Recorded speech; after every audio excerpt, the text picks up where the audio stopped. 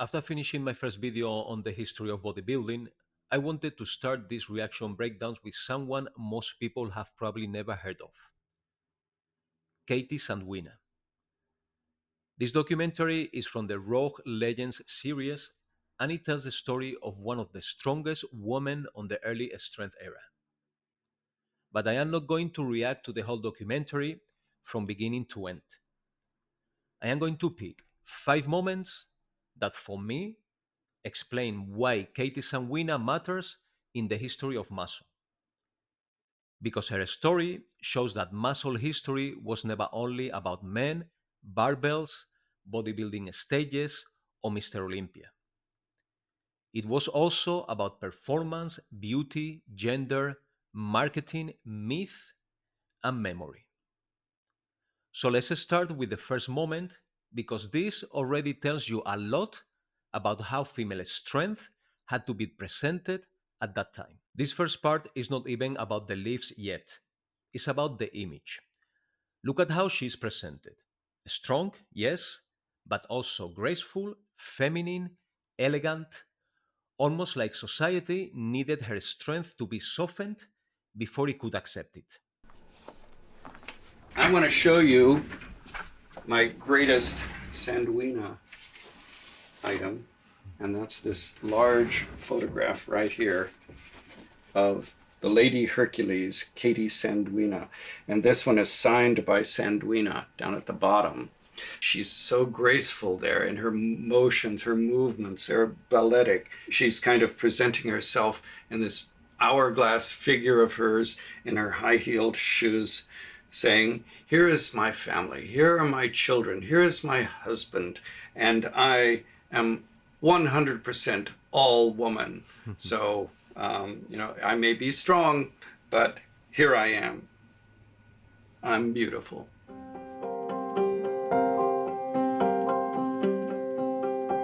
When we talk about people as legends, we have mythic legends from the distant past. Babe Ruth is clearly a legend in baseball.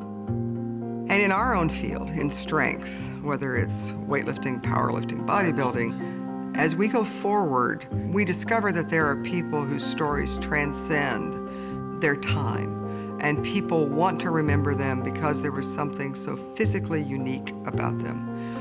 I think in Sandwina's case, although Minerva and other strong women who worked before her, they aren't remembered in the same way that she was, and they didn't have the kind of international impact that she had in terms of opening up people's ideas to what was possible. Katie was normally advertised as the strongest and most beautiful woman on earth. And you can see from contemporary newspaper accounts how really beautiful and fetching she was, although really big. Mate, this is already the whole story. She was not just sold as strong, she was sold as the strongest and most beautiful woman on earth. That tells you everything. Because at the time, a woman being physically stronger than men was not easy for society to accept. So they have to frame her in a way people could understand. Strong, but beautiful. Powerful, but feminine. Shocking, but still acceptable. And this is why her story is more than a strength story. It's a story about how society packages the body. But now the question is, was this only image and circus marketing? Or was the strength actually real? That is what the next moment starts to show. This next part is where the story becomes much more physical, because one of the most famous things about Sandwina is that she could lift her husband overhead. And press him overhead. And besides the fact that that's just cool, trying to maximize overhead press is one of the things that I'm constantly trying to work on, and having this conversation of like what's really possible. Can a woman do a body weight or above dumbbell press? Because of what she did, that kind of set a marker that was. From a coaching perspective, this is ridiculous. Lifting a human body overhead is not like lifting a clean barbell. A person moves, shifts, changes balance, and is much harder to control. So even if this is showmanship, even if this is part of a performance, the base strength needed for this is serious. And this is what makes her different. She was not just pretending to be strong for the stage, she had real physical power. But the most shocking strength claim in the whole documentary is not even the husband lift, it's the overhead press number they mention next. Now listen to this number, because this is probably the most shocking part from a training point of view. She was someone who practiced the standard events done by strong men. It's mentioned that she was able to raise over her head from the floor a barbell weighing 286 pounds. This is 130 kilos, a lot of weight. They did not have these revolving barbells. They were solid bells, stiff and very hard to lift. So when you lifted one, you had to turn the handle. As you turned the handle, the bells had to turn, or the wheels had to turn. So she had to be strong enough in her wrists, in arms and shoulders, and put 286 pounds above her head. A good 60, 70, 80 pounds more than she weighed. That's just remarkable. What I have Mate, 286 pounds overhead is insane. And we are not talking about modern equipment, perfect plates, good bars, revolving sleeves, nice grip, competition setup. They are talking about all solid bells, awkward equipment, hard to control, hard on the wrist and on the shoulders. So when people look at all strength performance and think it was just theater, I think that is a mistake. Yes, there was performance. Yes, there was marketing. But underneath that, there had to be real strength. But the strength alone does not explain why she became famous. The next part explains something even more interesting: how they sold her to the public. This is probably the most important cultural moment in the video. It shows how Sandwina became acceptable to the public, not just because she was strong, but because of the way her strength was presented. It was her calling card. It was the thing that separated her. But her real break came in Paris, where she was playing at one of the theaters there.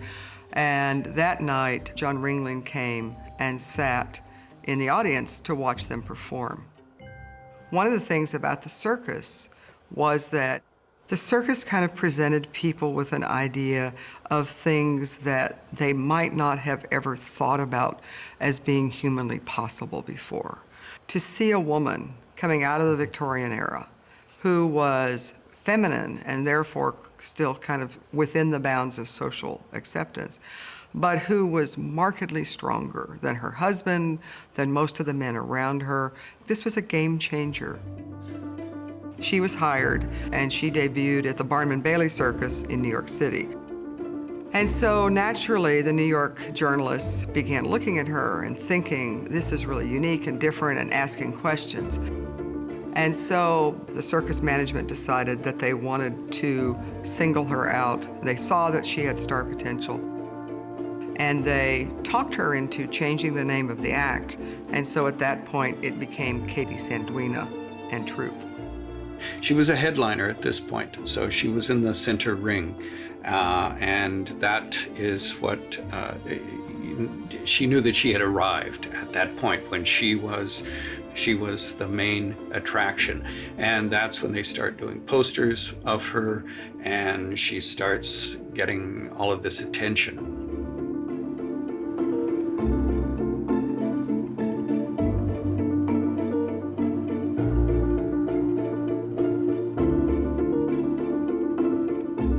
So this came to us, as many of our collections do, as a donation from a relative, in this case, Sandwina's widower, her husband, whose name was Max. So I'm Doug Reeside. I am the Dorothy and Louis B. Coleman Curator for the Billy Rose Theater Division at the New York Public Library for the Performing Arts. So in 1952, right after she died, her husband reached out to us, the first curator of the division, George Friedley, and said that he had this material from his wife and would like to give it to the library so that it would be kept safe for the future. And now, over 60 years later, we are able to look at it again. So we have a scrapbook that includes a lot of clippings from her career. So she was clearly an international star, and so there are a lot of clippings from German and Scandinavian newspapers that were collected. I think the posters are always exciting to me. They really give you a sense of what the show was and how it was marketed to audiences. It certainly tells part of the story of vaudeville, which is an important part of theater history. It's also interesting to show that she doesn't appear to be portrayed as a freak in the way that a strong weightlifting woman might have been seen that way, but she doesn't seem to be marketed in that way from this poster. She's described as the Wonder Woman, which also seems, again, like they're still recognizing her femininity. They're not erasing that in the way that some of the advertisements for similar kinds of acts might have. She clearly is an interesting individual that I think has a story to tell that I would love to know more about.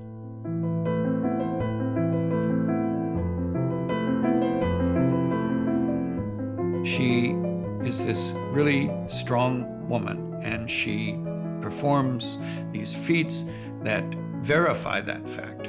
But she's always sold as womanly, ladylike, almost dainty. You'll never see a picture of Sandwina flexing her biceps. She always wanted to be seen as this very feminine creature who just had extraordinary strength. And of course, the press loved that. They ate it up. There was a woman who This is the key point for me. She was stronger than most men, even stronger than her husband. But she was still presented as ladylike, beautiful, feminine, almost dainty. That is not accidental. That was the way society could accept her. If she had been marketed only as a brutal, strong woman, maybe people would have seen her as a freak. But if she was marketed as Wonder Woman, as Herculean Venus, as strong and beautiful, then people could admire her. Same body, different story. And honestly, this still happens today in fitness. Bodies are not only bodies, they are packed, they are marketed, they are made acceptable depending on how they are presented. And that is why the ending of her story matters. Because someone can be famous, someone can be legendary, and still be forgotten. This final moment is the emotional part of the story. It shows what happened later, and then how her name came back into strength history. had this ability to be perceived as a feminine, attractive, beautiful woman, and at the same time, she could do feats of strength that no men could do. And she was really prodigiously strong. And it's actually very, very sad to think that at the end of her life, after that long, illustrious career, that there was not enough money for her to have been taken care of as we might have imagined the great stars of the circus would have been.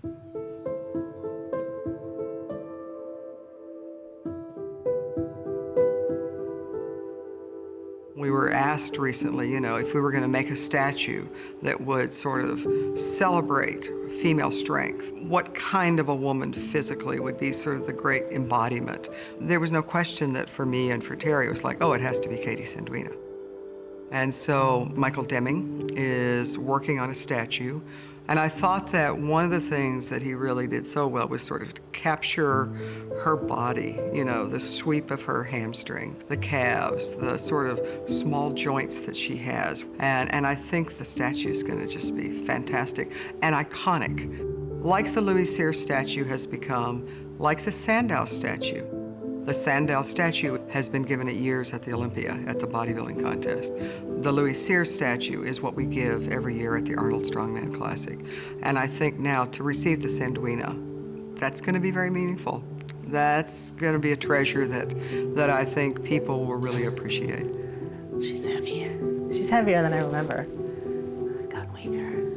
So 2017, was the first ever professional strongwoman championship at the Arnold, and choosing the Katie Sandwina as the symbol, not just for the trophy because it looks cool, but for the event itself, because the symbolism of here's something that seems like it shouldn't be possible or that the general public has kind of dismissed as not being possible, but it turns out we can do it. It was a really big honor to be a piece of that. Sandwina. This is the part that hits. She was one of the most famous strong women of her time. She helped change what people believe women could do physically. And still, at the end of her life, she died in relative obscurity. That is why these stories matter. Because if we do not talk about these people, they disappear. But I love that her name comes back through the Sandwina Trophy. That is not just a trophy, that is recognition. It is a story saying, maybe late, but still saying, this woman mattered. For me, the point of Katie Sandwina is not just that she was strong.